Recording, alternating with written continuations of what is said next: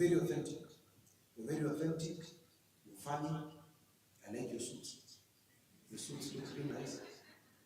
You married a beautiful wife. You have style. You know how to package yourself. So like right now here, you've seen Apostle, Professor P.L.O., Pastor Esther, if you package yourself, you are a good boy. Tomorrow, you'll be another person. So you're smart. You know how to package yourself and be that person according to the room. So to Gentiles, you become a Gentile. To Jews, you become a Jew. To everyone, you become all things. I like that about you. Does it mean that tomorrow I'll be a bad person? When I fight for the interest of the people? So he's an interesting guy. Lastly, this is my last question. How has you've invested a lot in terms of social media, packaging up yourselves, apart from leadership and all those things, which are the other factors that you feel give a young person influence in politics? I think leadership is a choice. And leadership comes from God. There is no human being that can make you a leader except God, who communicates through those people to elect you as a leader. And I always say that a good leader must have certain values and principles, what you believe in. The common denominator is fighting for the inalienable and inherent rights of Kenyans. As a leader, you must have the passion and energy to work for the people. As a leader, you must have the intellect. As a leader, you must have the political acumen. Lacking any of that, you will go into oblivion. And oblivion is the entombment of the unworthy into their own dust of nothingness. What is political acumen? The charisma, when you get in as a leader, the acumen, the ability to attract. Is it something that people are born with?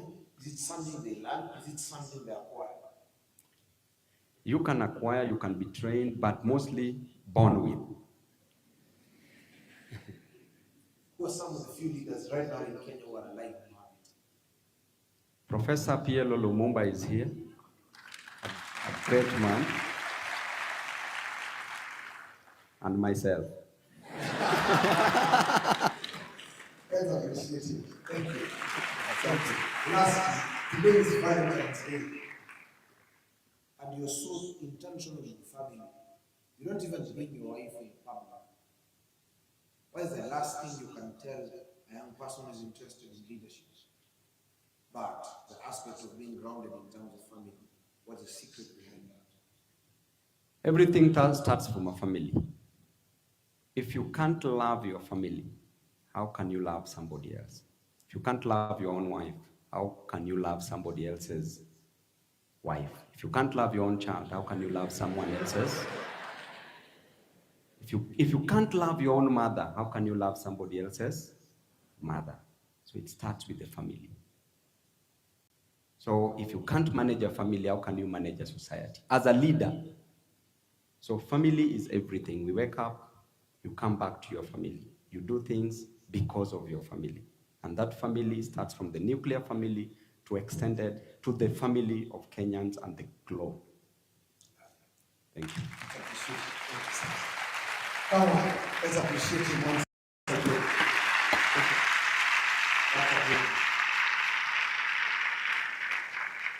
I believe there is still a lot of work to be done politically in this country. And for people like Babu, as Pastor T says, they are opening the door for now another generation to come in, right? And I'm excited to see what will happen in the coming days. Kenya is going to be a movie. I'm telling you, Kenya is going to be a very interesting movie in the coming days. And I'm sure most of you in this room are part of the move that is going to happen in this country. I would like to invite the next speaker. Have you enjoyed? Have you enjoyed? I believe Apostle will have a podcast session one of these days with Babu and ask him some. I would like on Monday everyone should keep quiet in class, maximum cooperation. But now when he sits with Apostle, Voice of Africans by Africans, and I'm sure that there is a side of him that you've not yet seen, and I would like it to come out more so that you're able to study much and also have hard conversations. Next week we'll be having a Zoom session. He'll be coming in as a guest speaker to talk about things that we can't maybe talk on camera, especially about the political life. I hope you will attend. The next speaker is Pastor Esther Basike. Before we start, I must say why I called her. So we did our own research as I Speak Society. And this is interesting, but it is also sad. We needed a woman who has gone ahead of us in the generation, who has a foot in the church and also a foot in government, and is balanced in the sense that she is not sweet. You could only find her in this country. Those who have gone ahead of us, either impactful in terms of church only, in government, not as much. Those who are in government, in a way, they're on the extreme. They have taken sides. So I needed someone who has worked with different governments, and she's worked with 4 different governments. Every time a government comes in, either she will advise them, give them perspective, mentor their leaders.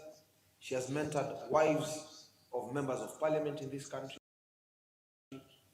She has programs where she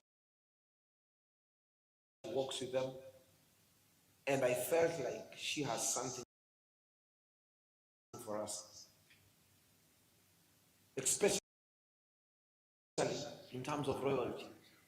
How do we move around power?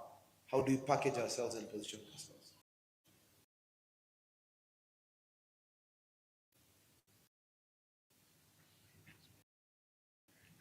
Okay. So,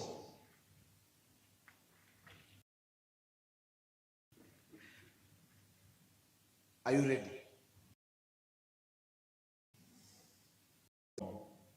Prof, he's requested that if you will speak now, and then Pastor Esther can come after him immediately. Okay, thank you. Prof will wait. Thank you. Let's appreciate him. Thank you. Because of the numbers and everything, we had to come to this venue. So let's appreciate him even for keeping time. So I'd like us to bring Pastor Esther, then immediately after that, Professor Pierre Lumumba will come. Let's do the standing ovation. Come on.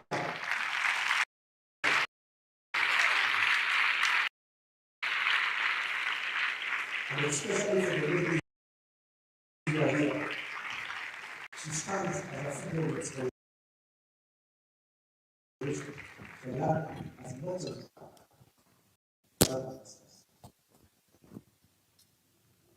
Good morning. Good. Be seated.